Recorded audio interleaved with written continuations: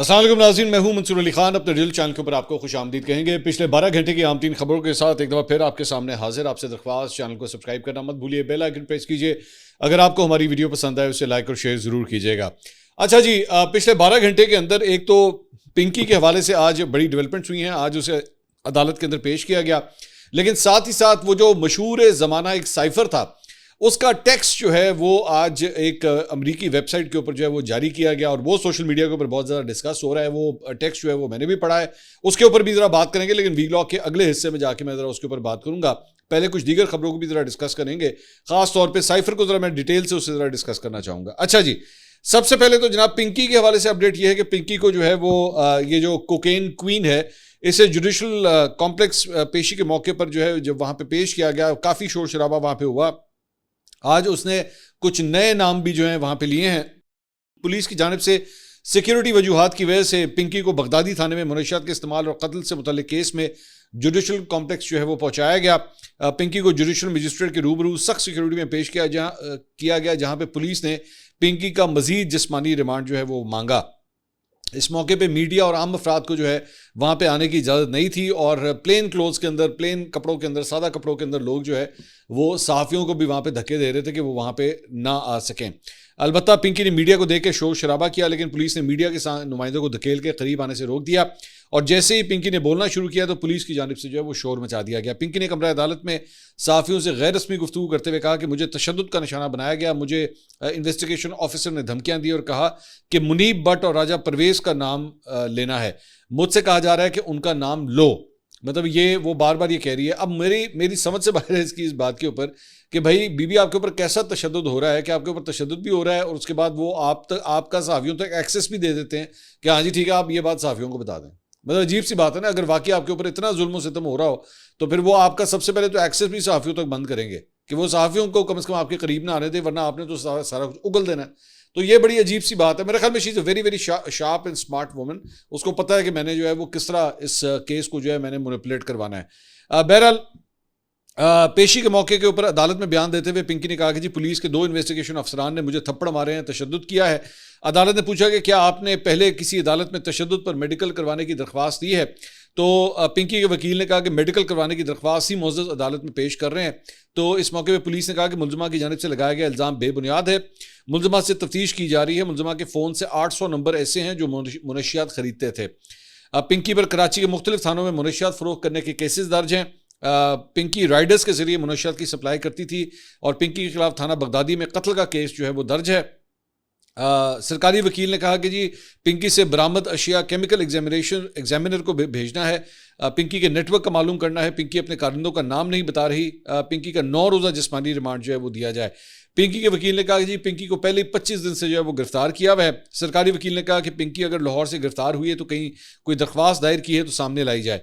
पिंकी के वकील ने कहा जी पिंकी खातून है, जिस्मानी रिमांड जो है वो नहीं दिया जा सकता। सरकारी वकील ने कहा जी कत्ल, दहशत गर्दों की माली मावनत और नारकोटिक्स के केसेस में जो है रिमांड दिया जा सकता है और बाद में जो है पिंकी का 4 रोज़ा जिस्मानी रिमांड जो है वो मजीद दे दिया गया। इससे पहले सिक्योरिटी खदशात के बायस जो है वो पिंकी की सिटी कोर्ट में पेशी खतरनाक करार देते हुए जेल में ही अदालती कार्रवाई का जो है वो हुक्म दिया गया। सेशन जज ने DIG साउथ की दरख्वास्त मंजूर करते हुए पिंकी को सिटी कोर्ट लाने के बजाय जेल में ही पेश करने की इजाज़त दी, जबकि जुडिशल मजिस्ट्रेट को सेंट्रल जेल कॉम्प्लेक्स में कार्रवाई की हिदायत जो है वह जारी की गई। अदालत ने कहा कि मुलज़िमा की सिटी कोर्ट पेशी से अवामी तहफ़्फ़ुज़ जो है मुतासर होने का शदीद खतरा है। पिंकी की सिक्योरिटी के लिए बगदादी थाने के खिलाफ हाई अलर्ट जारी कर दिया गया और सिक्योरिटी प्लान के मुताबिक 1 ASP, 2 DSPs, 3 SHOs और इसके साथ साथ 40 पुलिस एहलकार जो हैं वो इसकी सिक्योरिटी के ऊपर जो है वो तैनात किए गए और पिंकी की कड़ी निगरानी के लिए 12-12 घंटे की 2 शिफ्टें जो हैं वो अब बना दी गई हैं और इसके अलावा लॉकअप और इतराफ़ में लेडी पुलिस एहलकारों की 24 घंटे मौजूदगी जो है वो लाजमी करार दे दी गई है, जबकि लॉकअप की लम्हा ब लम्हा CCTV मॉनिटरिंग की जा रही है, जबकि थाने की छतों पर स्नाइपर्स भी जो है वो तैनात हैं। मैंने आपको बहुत पहले ये बात कही थी कि इसकी जान को जो है बड़ा ख़तरा है और ये भी हो सकता है कि बड़े ताकतवर अफराद जो हैं वो इसको रस्ते से हटाने की कोशिश करें। तो ये बहुत इंपॉर्टेंट है कि इसको कुछ होना नहीं चाहिए और ये मंतकी अंजाम तक ये केस जो है वो पहुंचना बहुत ज़रूरी है। तो अच्छी बात है अगर इसकी सिक्योरिटी जो है वो टाइट की गई है।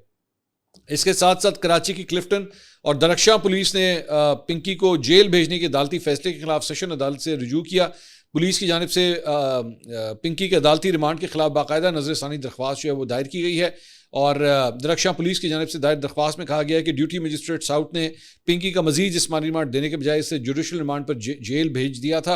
हालांकि फाजिल मजिस्ट्रेट के इस फैसले में कानूनी सकम जो है मौजूद है। तो इससे पहले एक और केस में जिसमें इसको जुडिशल किया गया था, उसे भी अब चैलेंज किया गया कि जनाब इस मामले के अंदर भी जो है इसका जिस्मानी रिमांड जो है वो दिया जाना चाहिए। इसके साथ साथ पिंकी और इसके शौहर राना अकरम जो है उसकी ट्रैवल हिस्ट्री, मैंने आपको बताया था कि इसका पासपोर्ट जो है वो रिकवर हो गया है, तो अब इसकी ट्रैवल हिस्ट्री जो है वो चेक की जाएगी। तो इसकी ट्रैवल हिस्ट्री जो है वो आ गई है अज़रबैजान के दारुल हुकूमत बाकू, जहाँ पे बहुत से पाकिस्तानी एक्चुअली ट्रैवलिंग के लिए जाते हैं, छुट्टियां मनाने के लिए जाते हैं। तो इसके बारे में पता लगा है कि जनाब वहाँ पे इसने विजिट किया है।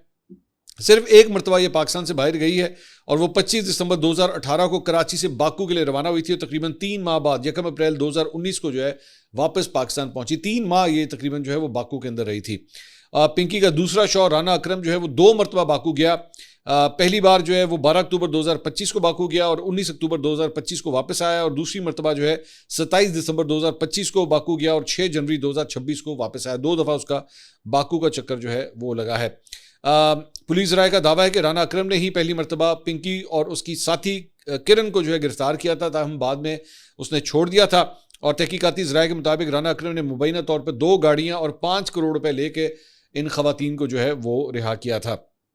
इसके साथ साथ इस केस के सिलसिले में जो है सुप्रीम कोर्ट तक भी चीफ जस्टिस ऑफ पाकिस्तान को भी एक लेटर जो है वो लिखा गया है, और सिविल सोसाइटी के अब्दुल्ला मलिक ने जो है वो चीफ जस्टिस को एक खत लिखा है कि जनाब 2018 में उस वक्त के चीफ जस्टिस साकिब निसार ने जो है नारकोटिक्स के मामले के ऊपर खुद नोटिस लिया था, वो केस अब भी चल रहा है, तो इस केस को भी जो है उसमें शामिल किया जाए, क्योंकि बड़े अहम शवाहिद जो हैं नारकोटिक्स से मुतल्लिक मुनशियात से रिलेटेड जो हैं वो आगे से निकल सकते हैं। इसके साथ साथ सीनियर अदाकार मुस्तफा कुरैशी साहब ने कहा कि जी ऐसा लगता है कि पिंकी जो है इलेक्शन जीतकर एमएनए वजीर या मुशीर ना बन जाए, पाकिस्तान की सियासत का कुछ नहीं कहा जा सकता। कराची में मीडिया से गुफ्तगू करते हुए उन्होंने कहा कि पिंकी को मीडिया ने कवरेज देके अनमोल बना दिया है। इतनी कवरेज तो वजीर आजम को भी नहीं मिलती जितनी पिंकी को दी गई है। अच्छा जी, अब आ जाएं जरा उस साइफर के हवाले से जरा डिटेल से बात करते हैं।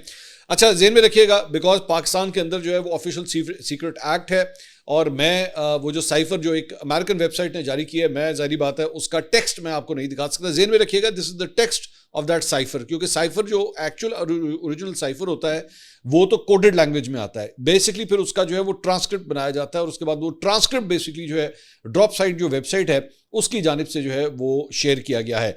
इंटरेस्टिंग बात यह है कि जब ये खबर आई और उन्होंने बेसिकली उसका वो जो सारा टेक्स्ट है जिसके ऊपर सीक्रेट भी लिखा हुआ है, सारी चीज़ें लिखी हुई हैं, एज आई सेड मैं वो आपको दिखा नहीं सकता, क्योंकि जाहिर बात है हम तो पाकिस्तान के अंदर मौजूद हैं, पाकिस्तानी कवानीन का जो हमें ख्याल रखना है। तो उसके अंदर जो है वो इंटरेस्टिंग बात ये थी कि ये आया कहाँ से, इनके पास सोर्स क्या है। तो वो उस साइफर का जो उस टेक्स्ट का जो दूसरा हिस्सा होता है उसके अंदर मुख्तलिफ जगहों की जो है वो कॉपीज होती हैं कि, और उसको टिक मार्क किया जाता है कि इसकी कॉपीज जो है वो कहाँ कहाँ पे गई हुई हैं। तो सबसे पहले ये बात है कि जनाब इनके पास ये आया कहाँ से। तो बहुत से लोगों ने सोशल मीडिया पे लिखना शुरू किया कि शायद ये वही कॉपी है जो इमरान खान साहब एयरवाई के ऊपर इंटरव्यू देते हुए एक दफ़ा एक्सेप्ट कर चुके हैं कि जनाब मुझसे गुम गई है, वो पता नहीं कहाँ है। मतलब उन्होंने इसको बड़ा कैजुअली लिया था, और उसके बाद एक्चुअली ये केस जो है वो चलना शुरू हुआ था। साइफर का एक्चुअली जो केस था, जिसके बार बार ये बात कहते हैं कि जनाब साइफर के अंदर जो है वो इमरान खान साहब के लिए छूट ही छूट हो गई थी, वो बेसिकली साइफर के गुम होने का केस था। तो वो केस जो है बेसिकली इस तरह आगे चला था, और उसके बाद में जब लोगों ने इसको पिन पॉइंट किया कि क्या ये वही कॉपी है जो इमरान खान साहब की कॉपी थी, तो उसके बारे में जो है बाद में ड्रॉप साइट जो वेबसाइट है उसने अपने ट्विटर के ऊपर जो है वो ये लिखा कि नहीं, ये प्राइम मिनिस्टर हाउस से आने वाली कॉपी नहीं है, ये जो है वो मिलिट्री सोर्सेज से आने वाली ये कॉपी है। और उसके बाद उन्होंने 2 जगहों के ऊपर जहाँ पे इसके टिक मार्क्स होते हैं, sent to the army chief या फॉर द DGISI, उस जगह को जो है उन्होंने रिड्रैक्ट कर दिया, उसके ऊपर काले निशान उन्होंने लगा दिए। यानी बेसिकली वो ये बताना चाह रहे थे कि जनाब अगर ये कॉपी आई है तो ये अस्करी जराए से कहीं से आई है, लेकिन ऑब्वियसली नाम उन्होंने जो है वो किसी का नहीं लिया कि ये एक्चुअली आई कहाँ से है। अब इस साइफर को या इसके स्टेटमेंट को या ट्रांसक्रिप्ट को अगर आप पढ़ें तो इंटरेस्टिंग बात यह है कि उसके ऊपर जाहिर बात है पाकिस्तान तहरीक इंसाफ के फॉलोअर्स सारे चाहने वाले कह रहे हैं कि जनाब इमरान खान सच्चा हो गया, इमरान खान सच्चा हो गया, कि जनाब देखें साइफर एक हकीकत है। भाई हजूर, साइफर जो है वो हमेशा से ये हकीकत थी कि हाँ जी साइफर आया, साइफर के आने में कोई मसला नहीं, रोजाना की बुनियाद पे साइफर्स आते हैं। As I speak right now, मैं अभी भी जब आपसे बात कर रहा हूँ साइफर आज भी आ रहे हैं, रोजाना आते हैं साइफर्स। और साइफर्स क्या होते हैं बेसिकली? साइफर्स बेसिकली जो वो कम्युनिकेशन होती है जो आपकी मुख्तलिफ एम्बसीज पूरी दुनिया के अंदर, पाकिस्तानी एम्बसीज या कॉन्सुलेट जो हैं वो बेसिकली फॉरेन ऑफिस को बताते हैं कि जनाब ये सब कुछ हुआ है। फॉर एग्जांपल, मैं छोटी सी एग्जांपल आपको दे रहा हूं कि आजकल ईरान और अमेरिका के दरमियान जो मामला है, अमेरिका के अंदर जो आपका एम्बेसडर होगा, ईरान के अंदर जो आपका एम्बेसडर होगा, वो भी रोजाना की बुनियाद के ऊपर कोई ना कोई साइफर भेजता होगा। मोहसिन नकवी साहब आजकल गए हैं ना ईरान, तो वहां पे क्या कुछ हो रहा है, पाकिस्तान वहां पे क्या रोल अदा कर रहा है, मोहसिन नकवी साहब की वहां पे किससे मुलाकातें हुई, क्या बातचीत हुई, पाकिस्तानी एम्बेसडर भी साथ साथ ही होता है, तो वो फॉरेन ऑफिस को साइफर ही भेज रहा होता है कि भाईजान ये टेलीग्राम की तरह एक होता है कि जनाब ये हुआ है तो ये हुआ है तो यूं हुआ है। सो बेसिकली उसके बारे में कोई बात नहीं थी। असल बात ये थी कि इमरान खान साहब ने उस एक साइफर को अपने पॉलिटिक्स के लिए इस्तेमाल किस तरह किया। और एक्चुअली अगर आप इसको उठा के देखें, इस पूरे टेक्स्ट को उठा के देखें जिसके ऊपर इतनी छलांगे मारी जा रही हैं, ये बेसिकली वही प्रूव करता है कि इमरान खान साहब ने किस तरह डंडी मारी है। इमरान खान साहब ने एक्चुअली इसको किस तरह इस्तेमाल किया जिसके ऊपर ये इतनी छलांगे मार रहे हैं। फॉर एग्जाम्पल, मैं उसके टेक्स्ट का एक हिस्सा जिसके ऊपर एक्चुअली सबसे ज्यादा कॉन्सेंट्रेट किया जा रहा है, बात की जा रही है, उसको मैं जरा डिस्कस करता हूं। लेकिन बेसिकली असल जो पूरी आप बात पढ़े ना, तो उसके अंदर बेसिकली यही बात नजर आती है कि वो जो डोनाल्ड लू था, जो असिस्टेंट सेक्रेटरी ऑफ स्टेट था for south Asia and central Asia, वो बेसिकली जो पाकिस्तानी एम्बेसडर है उनके साथ जो बातचीत कर रहा है, उसके अंदर वो ये बात कह रहा है कि जनाब आप लोगों ने, पाकिस्तान ने यूक्रेन के ऊपर जो अपना लाहेअमल बनाया है या न्यूट्रलिटी जो आपने शो की है, वो वॉशिंगटन में पसंद नहीं की जा रही, कि आप लोगों ने इसके ऊपर बहुत ही ज्यादा अपना हार्ड स्टांस ले लिया है और हमें ये बात पसंद नहीं है। जाहिर बात है अमेरिका चाह रहा था कि जनाब हम लोग जो पंगा ले रहे हैं इसके ऊपर, इसके अंदर आप हमें सपोर्ट करें। हर मुल्क यही करता है, आज भी तो यही हो रहा है ना। आज भी बेसिकली अमेरिका जो है वो यही चाहता है, या डोनाल्ड ट्रंप यही चाहता है कि जनाब पाकिस्तान जो है उसको सपोर्ट करे। तो उस दौर में जो है वो चूंकि यूक्रेन वाला मामला था, डोनाल्ड लू जो है वो पाकिस्तानी एम्बेसडर को बता रहा है कि भाईजान आप लोगों ने जो है बड़ी न्यूट्रल आपने जो है वो स्टांस लिया। अब जो पाकिस्तानी एम्बेसडर हैं वो उसके अंदर बार बार ये कह रहे हैं कि नहीं जनाब हमने तकरीबन वैसे ही स्टांस लिया जैसे इंडिया ने लिया है, लेकिन आप हमारे साथ ज्यादती ये कर रहे हैं कि इंडिया को जो है उसकी न्यूट्रलिटी के ऊपर आप जो है वो लेवरेज देने के लिए तैयार हैं, पाकिस्तान को आप लेवरेज नहीं दे रहे। अब इसके बैकग्राउंड में भी आपको जाने की जरूरत है कि ऑलरेडी पाकिस्तान और अमेरिका के ताल्लुकात दोनों बहुत खराब थे। मतलब जो पाकिस्तानी प्राइम मिनिस्टर है इमरान खान, उस वक्त के प्राइम मिनिस्टर, वो बार बार ये बात कहते थे कि जनाब मेरा तो फोन भी नहीं उठाते या मुझसे तो बात तक नहीं करते, और उनसे कोई बात नहीं कर रहा था। उस वक्त जो है जो बाइडेन की गवर्नमेंट जो है वो इमरान खान से नहीं बात कर रही थी, ताल्लुकात खराब थे, ये हकीकत है। अब उसके अंदर एक पर्टिकुलर जो पोर्शन आता है जहां से एक्चुअली जिसको इमरान खान साहब ने अपनी पॉलिटिक्स के लिए इस्तेमाल किया, वो क्या था, उसमें मैं पढ़ देता हूं, लेकिन मैं आपको दिखाऊंगा, मैं पढ़ देता हूं कि उन्होंने जो टेक्स्ट शेयर किया उसमें क्या लिखा हुआ है। He categorically replied in the negative and said that it was due to the Prime Minister visit to Moscow. उन्होंने कहा कि जो इमरान खान ने मॉस्को का दौरा किया है ना, उसकी वजह से ताल्लुकात जो है वो खराब हुए हैं। He said that I think, अब आगे गौर से सुनिएगा, he said that I think if the no confidence vote against the Prime Minister succeeds, all will be forgiven in Washington because the Russia visit is being looked as a decision by the Prime Minister. Otherwise, I think it will be tough going ahead. अब वो ये कह रहा है कि जनाब vote of no confidence जो आया हुआ है इमरान खान साहब के खिलाफ, अगर वो पास हो जाता है तो हमारे माजी के अंदर बेसिकली जो ताल्लुकात खराब हुए थे ना, वो सब कुछ भुला दिया जाएगा। It is as simple as that कि भाई वो सब कुछ भुला दिया जाएगा, हम एक फ्रेश स्टार्ट जो है वो दोबारा लेंगे कि अगर वोट ऑफ नो कॉन्फिडेंस जो है वो पास हो जाता है, यानी कि इमरान खान साहब अगर हट जाते हैं तो हमारे जो ताल्लुकात आज तक खराब हुए तो वो ठीक हो जाएंगे। चाहे वो मॉस्को का विजिट हो, यूक्रेन का मामला हो, वो जो कुछ भी हो, वो सारी चीजें ठीक है, हम जो भी माजी था हम उसको भुला देंगे।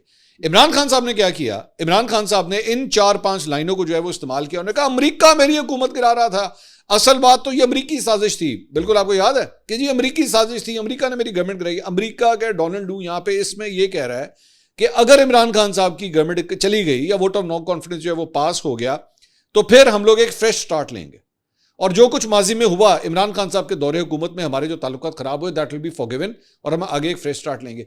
Obviously that happens. कौन से बच्चों वाली ये हरकतें हैं कि जनाब अगर आप ये समझते हैं कि जनाब ऐसा नहीं होता।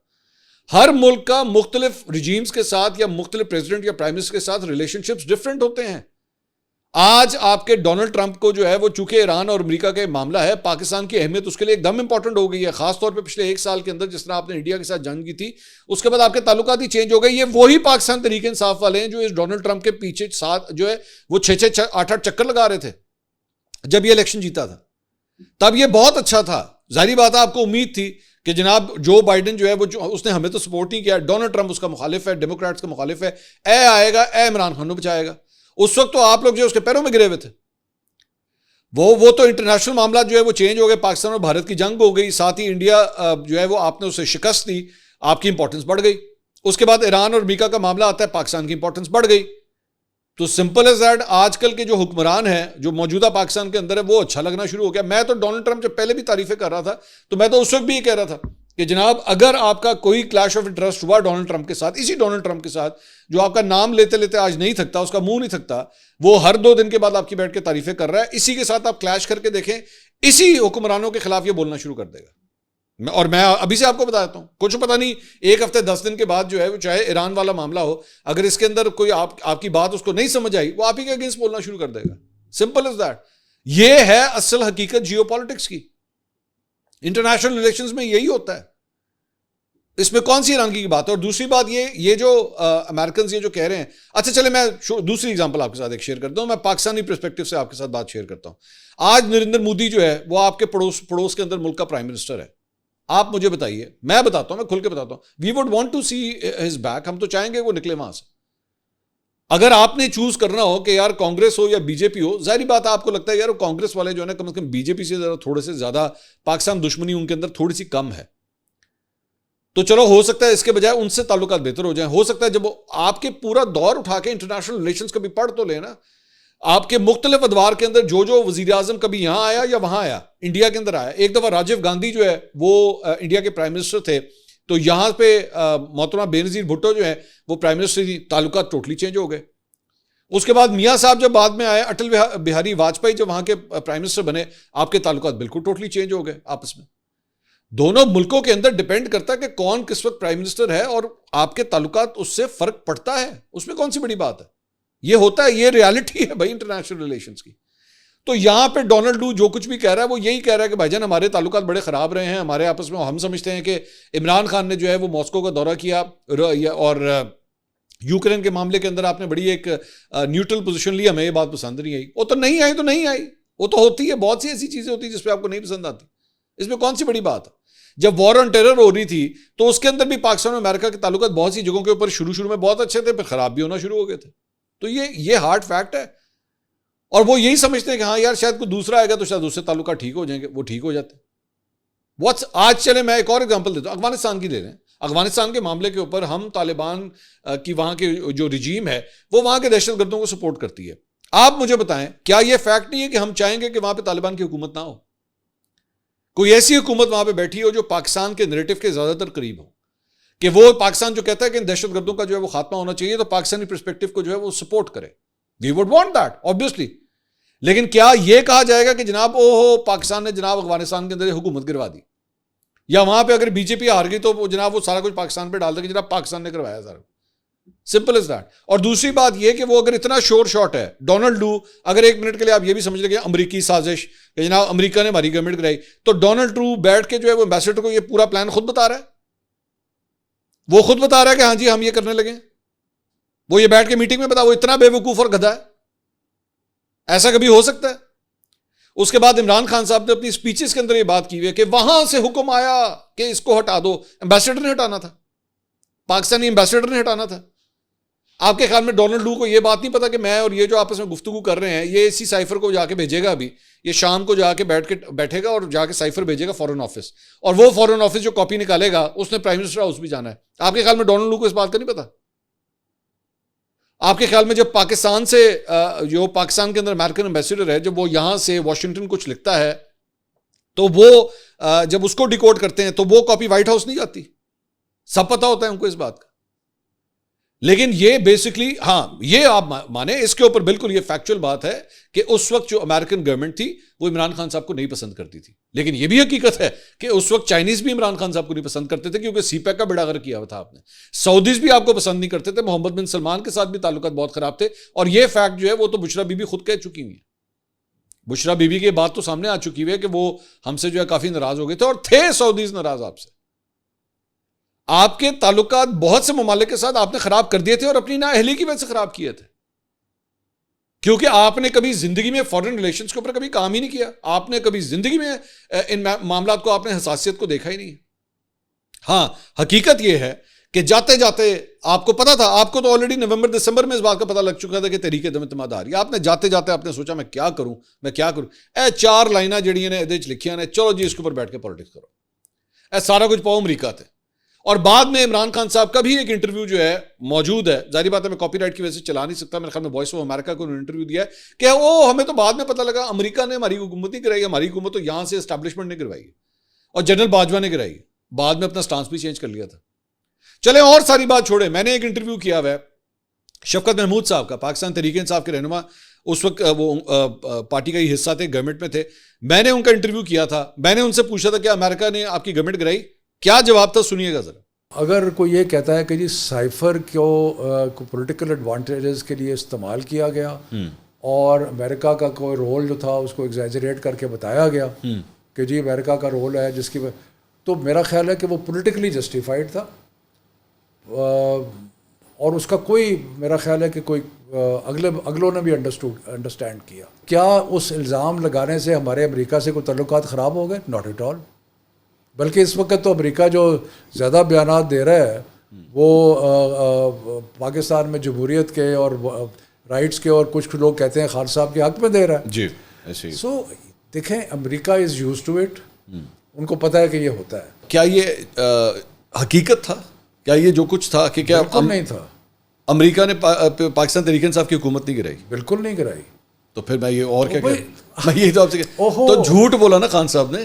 देखिए, सियासत के लिए एक पब्लिक में आप जाके एक बयानिया बनाते हैं, वो सारे बयानिए जो हैं वो 100% सही नहीं होते सर। ये झूठ है, आवाम से झूठ बोला जा रहा है। उसको आप झूठ कह ले, कोई उसको पॉलिटिक्स कह ले। ये लें, ये सुन लिया आपने। अब ये मैं कह रहा हूं, ये इनके अपने पार्टी के रहनुमा कह रहे हैं कि जनाब ये सियासत करने के लिए सब कुछ है। इमरान खान साहब की एक ऑडियो मौजूद है जिसमें वो कह रहे हैं हमने साइफर के ऊपर खेलना है, खेलना है। वो खुद अपने मुंह से बोल रहे हैं कि खेलना है। तो ये खेल था सारा, ये सब का सब खेल हो रहा था। और ये फैक्ट है, मैंने उस वक्त भी कहा था रंगबाजी है, मैं आज भी कह रहा हूं ये रंगबाजी है। ये आपके इंटरनेशनल रिलेशंस होते हैं और ये इंटरनेशनल रिलेशंस ऊपर नीचे होते रहते हैं। मैं आज की इस मौजूदा हुकूमत के बारे में भी आपसे कह रहा हूं कि आज अगर इसके ताल्लुकात अमेरिका से किसी वजह से खराब हो गए, अमेरिका चाहेगा इन्हों कटो बाहर किसी और लाके आओ, वो तो चाहेगा। लेकिन हकीकत यह है कि आपने इसके ऊपर बहुत गंदी पॉलिटिक्स खेली।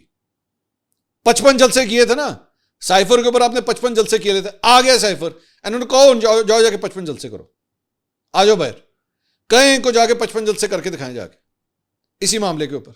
सारी बातें छोड़ें, वो जो बाहर बैठा हुआ है वहां पे अमेरिका के अंदर, अब तो आ गया ना, साइफर आ गया, साइफर आ गया, साइफर आ गया। उन्होंने कहो जाए जाके अपना ग्रीन कार्ड जो है ना वो जाके मेंटेन करे, उसको सरेंडर करे जाके। अब किस चक्कर में? अब तो डोनाल्ड ट्रंप भी आपकी नहीं सुन रहा, बाइडन भी आपके खिलाफ था, आप लोगों के मुताबिक अमेरिकी साजिश भी होगी। जाओ जाके चुक के सुटो बैठ के अपने ग्रीन कार्ड सारे। अमेरिका के अंदर जो बैठा हुआ है वहां पे, जो बैठ के दिहाड़ियां बना रहा है, उठा के फेंके, छोड़े अमेरिका को, जहाज पकड़े निकले वहां से। तो रंगबाजियां करने के लिए 100 दफा आप लोग करते रहे बैठ के, उससे कोई फर्क नहीं पड़ता। हकीकत यह है कि इमरान खान साहब ने यही प्रूव करता है कि बेसिकली इंटरनेशनल मामला जो खराब हुए हुए थे उसके अंदर बैठ के उन्होंने डंडी मारने का सारा कोई पाते हुए थे और लोगों को लगा दिया इस पीछे। अमेरिकी साजिश नामंजूर, अमेरिकी गुलामी नामंजूर। बाद में खुद बैठ के इंटरव्यू के अंदर कहते हैं नहीं, वो मुझे तो बाद में पता लगा नहीं अमेरिका नहीं था। ये कहा है इमरान खान साहब ने ऑन रिकॉर्ड कहा है कि नहीं वो अमेरिका नहीं था, वो तो जनरल बाजवा ने कर दिया। हाँ, हकीकत क्या है? आइए आ जाए। अब जारी बात आपके जहन में हो गया कि भाई हकीकत क्या है। हकीकत यह है कि जनाब एस्टैब्लिशमेंट ने आपके सर पे जो हाथ रखा हुआ था वो हाथ उन्होंने हटा लिया। उनके एहसास हो गया ताड़े नाल नहीं चलाया जा सकता। कुछ आपकी इनकॉम्पिटेंसी थी, कुछ उन्होंने भी फैसला कर लिया यार इस बंदे के साथ मजीद नहीं चला जा सकता क्योंकि ना अहल आदमी है। अब आप इस पर डिबेट कर सकते हैं कि उनकी असेसमेंट ठीक थी कि गलत थी, यह आप डिबेट कर सकते हैं, लेकिन यह हकीकत है। अब जब यह मूव स्टार्ट होती है, पीडीएम को भी जो है वो नजर आ जाता है, या नवाज शरीफ साहब को, ये नून लीग को और पीपल्स पार्टी को नजर आ जाता है कि अच्छा यार अब इसके ऊपर से जो है वो हाथ हट गया। और जो सारी पार्टियां कॉलों के ऊपर आपके साथ अलाइन थी, जो जितनी छोटी मोटी पार्टियां जितनी आपके साथ अलाइन थी, उनको भी पता लग गया कि ये फौज ने आपके सर के ऊपर से हाथ डाल लिया। उन्होंने आपको आंखें दिखाना शुरू कर दी, उन्होंने आपको आंखें दिखाना शुरू की और दूसरी साइड पर निकल गए। इतनी सी बात। सो बेसिकली उस वक्त की इस्टेब्लिशमेंट, उस वक्त की ऑपोजिशन जमातें, अमेरिका, ये सब यही चाहते थे कि इमरान खान साहब की गवर्नमेंट चली जाए। ये है हार्डकोर पॉलिटिक्स। अरे रोना वाली कड़ी गल है।